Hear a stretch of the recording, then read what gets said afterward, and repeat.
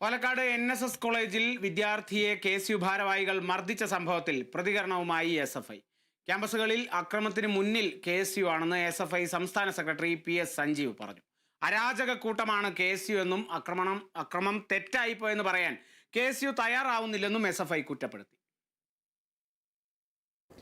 ക്യാമ്പസിൽ അരാജകത്വ പ്രവണതകൾക്കും ഗ്യാങ് ഗുണ്ടാ സംഘങ്ങൾക്കും നേതൃത്വം കൊടുക്കുന്ന വളം വെക്കുന്ന സംഘമായി കേരളത്തിലെ KSU മാറിയിരിക്കുന്നു. അതിൻ്റെ ഏറ്റവും അവസാനത്തെ ഉദാഹരണമാണ് പാലക്കാട് ഒറ്റപ്പാലത്തെ NSS കോളേജിൽ കണ്ടത്. ഒരു വിദ്യാർത്ഥിയെ കഴുത്തിൽ കേബിൾ കുരുക്കി കൊലപ്പെടുത്താനാണ് ശ്രമിച്ചിട്ടുള്ളത്. അപ്പോൾ അതുമായി ബന്ധപ്പെട്ട് ഒട്ടനവധി വിദ്യാർത്ഥിനികളുടെ മുന്നിൽ നിന്നാണ്, ആ കോളേജിൽ തന്നെ ആ വിദ്യാർത്ഥിയുടെ ക്ലാസ്സിൽ പഠിക്കുന്ന കോളേജിലെ വിദ്യാർത്ഥിനികളുടെ മുന്നിൽ നിന്നാണ് ഇങ്ങനെ ഒരു അക്രമത്തിന് ഇവർ നേതൃത്വം കൊടുത്തത്.